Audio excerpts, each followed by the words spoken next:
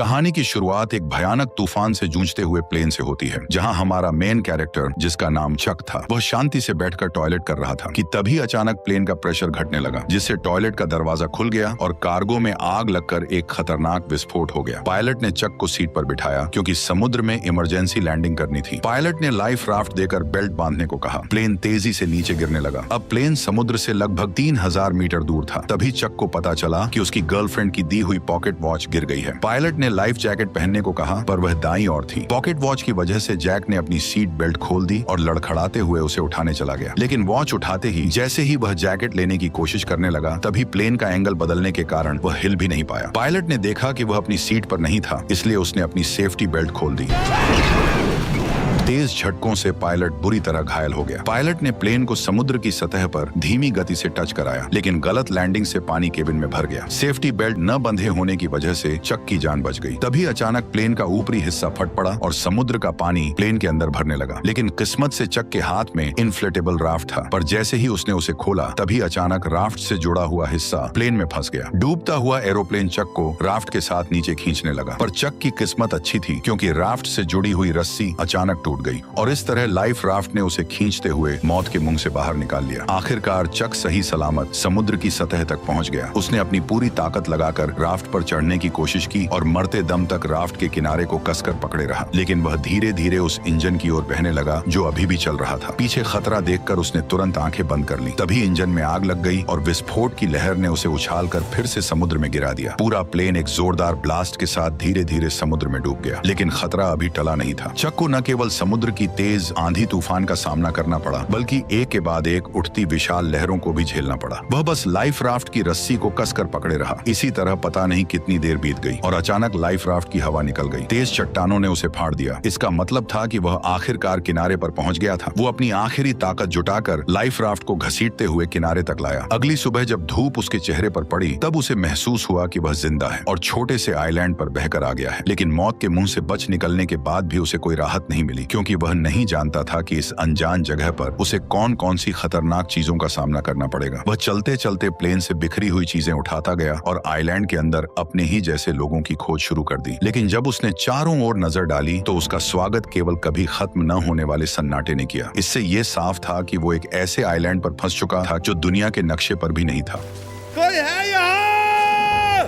यहाँ फंसकर मर न जाए, इसलिए उसने खुद को बचाने के लिए तरह तरह के उपाय सोचने शुरू कर दिए। लेकिन इस समय उसके पास समुद्र तट पर हेल्प का निशान लिखने के अलावा कोई कारगर तरीका नहीं था। जल्दी ही रात का अंधेरा छा गया और वह अब भी उम्मीद कर रहा था कि कोई गुजरती हुई नाव उसे देख ले। लेकिन जैसे जैसे रात होती गई, उसकी उम्मीदें भी धीरे धीरे चारों ओर के सन्नाटे की वजह से डर में बदलती गईं। वह जंगल के बेहद खतरनाक जीवों की आवाज सुनकर लगातार डर से कांपता रहा। अगले दिन उसने इकट्ठा की गई चीजों से एक काम चलाओ रेस्टिंग प्लेस बनाया और प्लेन से निकले सामान की जांच शुरू कर दी। अब उसके पास उसकी गर्लफ्रेंड द्वारा दी गई एक पॉकेट वॉच के अलावा और कुछ भी काम का नहीं बचा था। अपनी गर्लफ्रेंड के साथ बिताए पलों को सोचते हुए उसे इस प्लेन में आने का और भी ज्यादा पछतावा हुआ। दरअसल केली के बिजनेस ट्रिप पर जाने से पहले उसने चक को एक पॉकेट वॉच दी थी, ताकि क्रिसमस पर लौटते ही दोनों एक दूसरे से शादी कर लें। लेकिन एक अचानक हुई विमान दुर्घटना ने इस शादी को यहीं पर रोक दिया। जब उसके सभी फैमिली मेंबर यह मान चुके थे कि चक इस हादसे में मारा गया है, तब भी वह जिद के साथ जिंदा रहा। लेकिन इस सुनसान आइलैंड पर खाना पीना बहुत बड़ी मुसीबत बन गया था और चक कब तक टिक पाएगा यह भी किसी को नहीं पता था। उसने अपनी कंपनी के बहुत से पार्सल वापस इकट्ठा किए, लेकिन उसने उन्हें खोलने का फैसला नहीं किया, क्योंकि उसके लिए यह उसके काम की ईमानदारी थी। चाहे वह अनजान टापू पर ही क्यों न फंसा हो, पर वह अब भी ग्राहकों के भरोसे को तोड़ना नहीं चाहता था। कल जो उसने समुद्र तट पर हेल्प के साइन बनाए थे, वे भी समुद्र की लहरों से कब के मिट चुके थे। उसे कुछ खराब लकड़ियों का इस्तेमाल करके फिर से हेल्प लिखना पड़ा। धीरे धीरे चक के मन में जिंदा रहने की चाह और भी बढ़ती जा रही थी। उसे पता था कि अगर यहाँ से निकलना है तो हर हाल में जिंदा रहना होगा। लेकिन इस वीरान छोटे टापू पर सख्त नारियल के अलावा उसे खाने लायक कुछ भी नहीं मिला, और क्योंकि उसके पास नारियल खोलने का कोई औजार नहीं था, इसलिए नारियल खोलना भी उसके लिए बेहद मुश्किल काम बन गया था। फिर उसने एक धारदार पत्थर से आखिरकार नारियल को फोड़ दिया और उसके पानी का स्वाद लेने लगा, जो उस पल उसके लिए अमृत जैसा था। लेकिन वह केवल नारियल से संतुष्ट नहीं हुआ। चक ने पेट भरने के लिए इस छोटे से टापू के अन्य हिस्सों की भी खोज करने का फैसला किया। वह यहाँ की सबसे ऊंची चोटी पर चढ़कर सब कुछ देखना चाहता था, लेकिन नुकीले पहाड़ी पत्थरों ने उसकी राह मुश्किल कर दी। इसलिए उसने पत्थर से अपनी पैंट का कपड़ा काटा, उसमें पत्ते मिलाए और एक जोड़ी जूते बना लिए। लेकिन जब वह पहाड़ की चोटी पर पहुंचा तब उसे पता चला कि यह सचमुच एक सुनसान टापू ही है। चारों ओर दूर दूर तक फैला समुद्र था, लेकिन उसके अलावा कोई और इंसान नजर नहीं आ रहा था। जब वह निराश होकर सोच रहा था कि आखिर वो कैसे अपनी जान बचा सकता है, तभी दूर एक अजीब सी चीज ने उसका ध्यान खींचा। वह बिना सोचे समझे उस चीज की ओर दौड़ पड़ा। उसे लगा था कि वह भी उसी की तरह जिंदा बचने वाला कोई पायलट है, लेकिन जब चक ने उस पायलट को पलट कर देखा तो पाया कि वह तो काफी समय पहले ही मर चुका था। दुखी मन से उसने पायलट की लाश को आइलैंड पर घसीट लिया और उसके पास से कुछ काम की चीजें इकट्ठा करने लगा। उसने एक जोड़ी अभी भी पहनने लायक जूते, एक टॉर्च जो अब भी जल सकती थी और एक बेकार हो चुका बटुआ अपने पास रख लिया। इसके बाद उसने पायलट के लिए एक कब्र खोदी और उसकी लाश को उसमें दफना दिया और उसकी मरने की तारीख एक चट्टान पर लिख दी। शाम के समय चक समुद्र तट पर बैठा अपने जूतों को निहार रहा था। उसके मन में एक अजीब सी उदासी थी। उसे लगा कि शायद अगली बार जो उस कब्र में लेटा होगा वह खुद ही होगा। इसे वजह से रात में चक सो नहीं सका। उसे समझ आ गया था कि अगर वह ऐसे ही हाथ पर हाथ रखे बैठा रहा तो उसका मरना तय है। इसलिए अगले दिन उसने जंगल में जिंदा रहने की कला सीखी। उसने पेड़ों की पत्तियों पर जमी ओस को इकट्ठा कर नारियल के खोल में जमा किया, क्योंकि उसे पीने के लिए साफ पानी चाहिए था। उसने लकड़ी की छड़ी को नुकीला कर मछलियों को पकड़ने का भाला बनाया। भले ही यह सब बेवकूफी भरा था, पर इस लगातार कोशिश ने उसे निराश नहीं होने दिया। उसी रात टॉयलेट करते वक्त उसने एक रोशनी देखी। वह जोर से चिल्लाया ताकि उस नाव का ध्यान खींच सके। उसे लगा जैसे उसे अब और यहाँ रहना नहीं पड़ेगा। उसने टॉर्च से संकेत दिया कि कोई उसे देख ले, लेकिन दूरी ज्यादा होने की वजह से यह हल्की सी रोशनी किसी काम की नहीं थी। जैसे जैसे वह रोशनी उसकी नजरों से धीरे धीरे ओझल होती गई, उसका दिल गुस्से और बेबसी से भर गया। इसलिए अगली सुबह सूरज निकलते ही वह बेसब्री से फटी राफ्ट लेकर उस जहाज की दिशा में बढ़ चला, क्योंकि यह उसके कई हफ्तों की कोशिशों के बाद मिली एकमात्र बच निकलने की उम्मीद थी। वह इसे यूं ही खोने को हरगिज तैयार नहीं था। हालांकि वह जैसे तैसे समुद्र को पार करना चाहता था, लेकिन वह बार बार लहरों की मार के आगे हार जाता था। उसने अनगिनत बार हिम्मत दिखाई, लेकिन हर बार समुद्र की लहरों ने उसे पीछे धकेल दिया। लेकिन फिर भी वह हार मानने को तैयार नहीं था। उसने बहुत कोशिश की, लेकिन आखिरकार समुद्र की लहरों ने उसे अपने अंदर समा लिया। पानी के अंदर पहुंचते ही अचानक उसकी जांघ एक नुकीले समुद्री पत्थर से टकरा गई और एक तेज दर्द ने चक की जांघ को खूनम खून कर दिया। इस वक्त उसमें अब और आगे बढ़ने की ताकत नहीं बची थी। वह बस टूटी फूटी राफ्ट को घसीटते हुए बुरी हालत में किनारे लौट आया। शाम के समय अचानक आसमान में तेज आंधी और मूसलाधार बारिश शुरू हो गई, जिससे पहले से ही घायल चक की मुसीबतें और बढ़ गईं। वह राफ्ट की मदद से केवल कंपनी के सामानों को ही ढक सका। फिर वो बारिश से बचने के लिए खून से बहती टांग के साथ कोई और जगह ढूंढने लगा। तभी उसे एक छोटी सी गुफा मिल गई और खुद को होश में रखने के लिए उसने कुछ घूंट गंदा बारिश का पानी पी लिया। लगभग पूरी तरह थक जाने के साथ उसका घायल शरीर अब और सहन नहीं कर सका और वह जमीन पर बेहोश हो गया। उसके पीछे रखी टॉर्च की बैटरी खत्म होते ही वो भी अंधेरे में डूब गई। अगले दिन चक फिर से तेज दर्द के साथ जागा। उसकी टांग के घाव में कीड़े लगने के लक्षण दिखाई दे रहे थे। इस सुनसान जगह पर अगर इसका इलाज ना हुआ तो उसे और भी बड़े खतरे का सामना करना पड़ेगा। जिंदा रहने की थोड़ी सी भी उम्मीद पाने के लिए उसे अपने मन की जिद छोड़नी पड़ी और उसने उन पार्सलों को खोलने का फैसला किया। पैकेजों में उसे एक दर्जन वीडियो टेप, एक गिफ्ट की तरह सजाया गया वॉलीबॉल, एक सुंदर महिला की लंबी ड्रेस और सबसे स्टाइलिश दिखने वाली एक जोड़ी स्केट्स मिले। लेकिन आखिरी पार्सल को उसने खोलने का फैसला नहीं किया। शायद इसलिए कि वह निराश नहीं होना चाहता था, या शायद इसलिए कि वह अपने लिए एक उम्मीद बचाकर रखना चाहता था। उसने पार्सल की पैकिंग में इस्तेमाल हुए फोम को अपने घाव पर लगाया। फिर जूतों के फीते खोलकर उसने उनसे काम चलाऊ पट्टी बांध ली। जूतों के ब्लेड उसके सबसे काम आने वाले औजार बन गए और लंबी ड्रेस की काली जाली से उसने एक आसान मछली पकड़ने का जाल बना लिया। मछली पकड़ने के औजार की मदद से कई दिनों बाद वह आखिरकार पहली बार पेट भर खाना खा सका।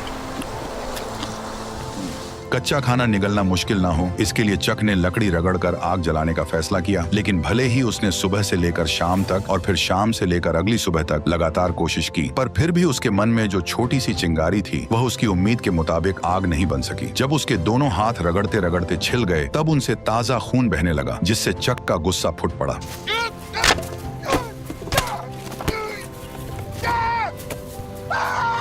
आइलैंड की मुश्किल जिंदगी और पुरानी चोटों ने उसे पूरी तरह तोड़ दिया था। चक ने किनारे बैठकर अपने घावों को पानी से साफ किया और तेज दर्द ने उसे परेशानी का एहसास फिर से करा दिया। अब उसके लिए जिंदा रहना एक ऐसा सवाल था जिससे वह भाग नहीं सकता था। अभी अभी गुस्से में फेंकी गई वॉलीबॉल उसके पैरों के पास पड़ी थी, जिस पर उसकी ताजा लाल हथेली की छाप बहुत ही चमकदार दिख रही थी। तभी उसके दिमाग में एक अजीब ख्याल आया। उसने अपनी लार से हथेली के निशान पर 2 आंखें और ऊपर हल्की सी मुस्कान बना दी। अब वह वॉलीबॉल एक इंसान के चेहरे जैसी लगने लगी। लगी थी। शायद बहुत ज्यादा अकेले रहने के कारण उसने तय किया कि वो इस चेहरे को अपना दोस्त बना लेगा। उसने वॉलीबॉल का नाम विल्सन रखा और उसे अपने पास रख लिया ताकि वह उसकी जिंदगी में उसका साथ दे सके। यह दृश्य थोड़ा अजीब जरूर था, लेकिन कम से कम उसे अकेला होना महसूस नहीं हुआ। विल्सन की निगरानी में चक को जैसे फिर से पूरी ताकत मिल गई। जैसे जैसे वह तेजी से लकड़ी को घिसता गया, लकड़ी के टुकड़ों के बीच सचमुच चिंगारी निकल आई।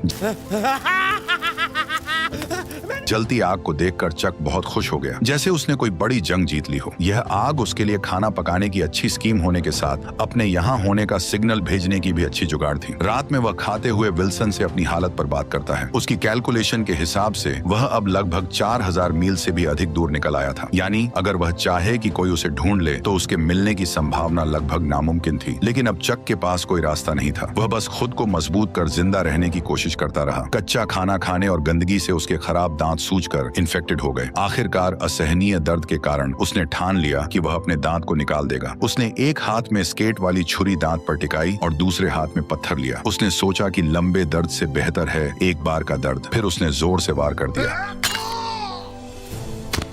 जंगल में जिंदा रहने में एक्सपर्ट होने के बाद भी उसकी आंखों में अब वह चमक नहीं रही थी। 4 सालों के अंदर चक अब एक जंगली आदमी बन गया था। हालांकि मछली पकड़ने में माहिर होने से उसे मांस की कमी नहीं थी, लेकिन उसकी आंखों में पहले जैसी जीने की गुंजाइश गायब हो चुकी थी। अब वह बच निकलने की कोई उम्मीद नहीं रखता था और हर दिन का जिंदा रहना बस उसकी अकेलेपन का एक और दिन था। पर कुछ समय बाद उसे चट्टान के किनारे से एक टिन का टुकड़ा मिला और वो उसे समुद्र तट पर ले आया। लेकिन जैसे ही समुद्री हवा ने उस टिन के टुकड़े को गिरा दिया, तभी अचानक उसके दिमाग एक आइडिया में आया। अगर वह इसका इस्तेमाल समुद्र की लहरों को चीरने के लिए कर सके तो शायद सच में उसके पास इस जगह से निकलने का मौका हो सकता है। यह आइडिया आते ही उसने एक पल और इंतजार नहीं किया। उसे इस सुनसान टापू पर से जल्द निकलना था। चक तुरंत हरकत में आ गया। सबसे पहले उसे एक नाव बनानी थी। उसने बहुत सारी टहनियां इकट्ठा की और उन्हें एक साथ रखा। फिर जंगली रस्सियों का इस्तेमाल किया और सबको एक साथ बांध दिया। यहाँ तक कि बेकार वीडियो टेप को भी रस्सी बना लिया। अब चक की मेंटल स्टेट बिगड़ने लगी थी। उसे लगने लगा कि विल्सन उसे देख रहा है और उसे जाने नहीं देना चाहता। इसी वजह से उस रात वह विल्सन से झगड़ पड़ा। मैं अपनी पूरी जिंदगी तुमसे बात नहीं कर सकता। सुना तुमने? 2 टके के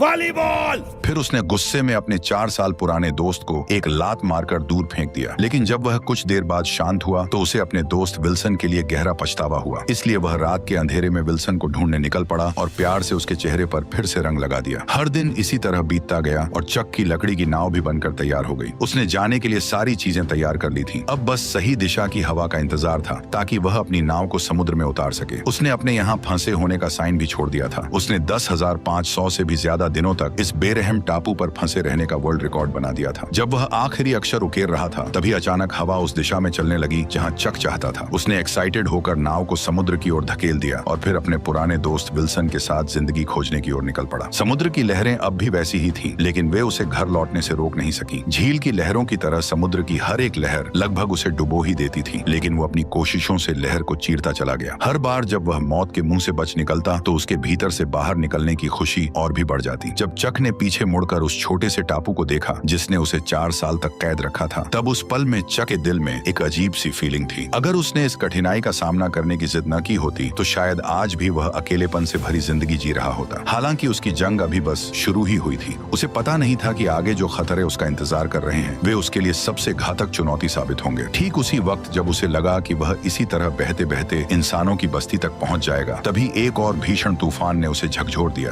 उस रात तेज बारिश में आंखें खोलना नामुमकिन था। वह नाव को पकड़े लहरों के बीच लाचार पड़ा रहा और हमलों को सहता रहा। यह उसके लिए सबसे कठिन रात थी। वह बेबस था और सब कुछ भगवान पर छोड़ चुका था। अच्छी बात यह रही कि चक किस्मत वाला था। उस रात की भीषण आंधी तूफान भी उसे अपने साथ नहीं ले जा सकी, लेकिन उसकी नाव को भारी नुकसान पहुंचा था। और सबसे अहम बात यह थी कि उसका पुराना दोस्त भी रस्सी ढीली हो जाने के कारण नाव से अलग हो चुका था। जब उसे इसका एहसास हुआ तब तक विल्सन समुद्र की लहरों के साथ बहुत दूर बह चुका था। वह उसका इकलौता साथी था जिससे वह दिल की बातें करता था। भले ही वह सिर्फ एक वॉलीबॉल था, लेकिन वही उसका एकमात्र सहारा था। वह सब कुछ भूलकर समुद्र में कूद पड़ा और उसे बचाने की कोशिश करने लगा, लेकिन दूरी बहुत ज्यादा थी और गहरा समुद्र उसे बार बार डरा रहा था। एक तरफ उसकी जान बचाने वाली नाव थी और दूसरी तरफ उसका 4 साल का सहारा विल्सन। लेकिन अब उसके पास कोई और चारा नहीं था। वह बस अपनी आंखों के सामने अपने पुराने दोस्त को दूर जाते हुए देखता रहा। विल्सन, मुझे माफ कर देना। इस तरह उसने अपना इकलौता दोस्त खो दिया और एक बार फिर अकेलापन और बेबसी ने उसे पूरी तरह घेर लिया। लगभग पूरी तरह से टूट चुकी लकड़ी की नाव को देखते हुए और चारों ओर फैले समुद्र को निहारते हुए इस पल चक को बहुत अच्छी तरह समझ आ गया कि वह अब कभी भी अपने घर वापस नहीं जा सकेगा। जिस वजह से जो उसके भीतर जीने की इच्छा अभी अभी जगी थी वह पूरी तरह टूट गई। आखिरकार उसने नाव का चप्पू भी फेंक दिया और तय कर लिया कि अब वह बस चुपचाप इंतजार करेगा कि समुद्र जल्द से जल्द उसे निगल जाए। ठीक उसी समय जब चक ने मौत का सामना करने के लिए खुद को तैयार किया, तभी एक ऐसी सीटी की आवाज गूंज उठी जिसे उसने सिर्फ अपने सपनों में ही सुना था। वह उम्मीद खोए हुए अपनी आखिरी ताकत जुटाकर मुड़ा और देखा कि एक विशाल मालवाहक जहाज उसके सामने तैर रहा था। तभी जहाज में मौजूद सभी लोगों ने चक को भी देख लिया और इस तरह कई सालों की कठिनाइयों के बाद चक आखिरकार फिर से प्लेन में बैठकर अपने घर लौट आया। उसकी सही सलामत जिंदा लौट आने की कहानी ने उसे पूरे शहर में मशहूर कर दिया। लेकिन चक को इन सब बातों से कोई फर्क नहीं पड़ता था। वह बस अपनी गर्लफ्रेंड से मिलना चाहता था जिसे उसने 4 साल से नहीं देखा था। लेकिन जब उसकी गर्लफ्रेंड की बजाय एक आदमी दरवाजा खोलकर सामने आया तो वह हैरान रह गया। उस आदमी ने चक से कहा, मैं केली का हस्बैंड हूं, जेरी लवेट। तब उसे पता चला कि जिसे वह याद करता रहा वह अब शादीशुदा थी और एक बच्चे की मां बन चुकी थी। केली का हस्बैंड चक को शांत करते हुए अपनी पत्नी का बचाव कर रहा था। शायद तुम्हें उसे थोड़ा और वक्त देना चाहिए। इतना कहकर वह वहां से चला गया। केली को रोते देख चक को उसकी हालत समझ आ गई। वह समझ गया उसकी कोई गलती नहीं थी। चक भी शायद वही करता। उस रात कंपनी ने स्वागत में समुद्री जानवरों की दावत दी। मेज पर रखी स्वादिष्ट मछलियां और बड़े केकड़े देखकर उस पल चक ने कुछ अजीब महसूस किया। उसके मन में उस आइलैंड की यादें थीं, क्योंकि टापू पर उबाऊ लगने वाले केकड़े और मछलियां यहाँ लजीज खाना बन गई थीं। अगले दिन चक ने उस पार्सल को मंजिल तक पहुंचाया जिसे उसने टापू पर खोला नहीं था और एक थैंक्स लेटर भी दिया। उसने आभार जताया कि इसी पैकेज ने उसकी जान बचाई है। उस अजीब से पार्सल में क्या था जो इतने लंबे समय तक उसका साथी रहा, ये जानने के लिए उसने उसे कभी नहीं खोला। और इस तरह इस शानदार कहानी का अंत हो गया। तो अब तुम बताओ कि तुम्हें यह वीडियो कैसी लगी। अगर वीडियो पसंद आई हो तो मेरे चैनल पर जाकर और वीडियोस को भी जरूर चेक करो और कमेंट में बताओ कि अगली किस मूवी का एक्सप्लेनेशन देखना चाहते हो।